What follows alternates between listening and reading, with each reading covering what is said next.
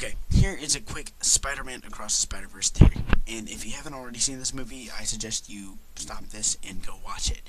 But moving on, basically, in Spider-Man Across the Spider-Verse, there's a scene where Miles Morales is trying to escape 2099 Spider-Man, and he's running down the hall with all the villains lined up in cages, where he talked to the Prowler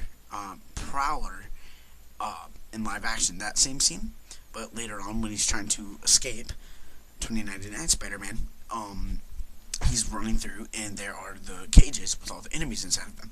Well, for a brief second, there is Doc Ock from No Way Home, and he says, "Hello, Peter," right there. And there's also the Lizard and a couple others, but they're like really hard to see. And knowing that there's so many references, like Andrew Garfield crying over Captain Stacy, and him crying over Uncle Ben, and Tobey Maguire crying over Uncle Ben, in various scenes, it's pretty obvious that this movie has a lot to do with the MCU. Also, the Loki timeline split is in the movie anyway, so it's obviously all connected. But here's my theory, and it actually makes sense. Earlier in the movie, Siri, shut up. Earlier in the movie, Miles Morales tried to help the Puerto Rican Spider-Man and saving his girlfriend and his girlfriend's dad, which the canon event is that they're supposed to die on the bridge. And Miles Morales, just because he just wants to help everybody, he can't let them die, so instead he saves them, right? And, he saves them.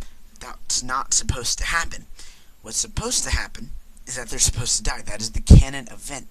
And not too long after, an incursion happens, because he broke a canon event, and that's what caused 2099 Spider-Man to get upset. Now, if we rewind back to No Way Home, the canon event for Andrew's universe and Tobey's universe is that those villains are supposed to die, or they're not supposed to get saved. And in No Way Home, Tom Holland saves them all. Now, knowing what we know from Across the Spider-Verse, knowing that they're connected, what if...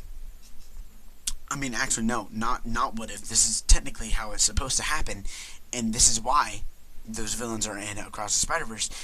He saved the enemies, right? Tom Holland saved the enemies and sent them back to the universe at the end of the movie.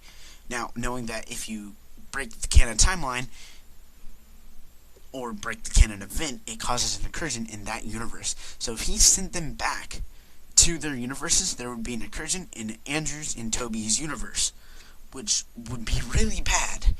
In 2099 Spider-Man, knowing that he's like the TVA of the Spider-Verse, he stops this from happening, and instead of them going back to their universe, they go into the lobby where 2099 Spider-Man, so he can just hold them there until he can figure out a way to stop it or reverse what happened.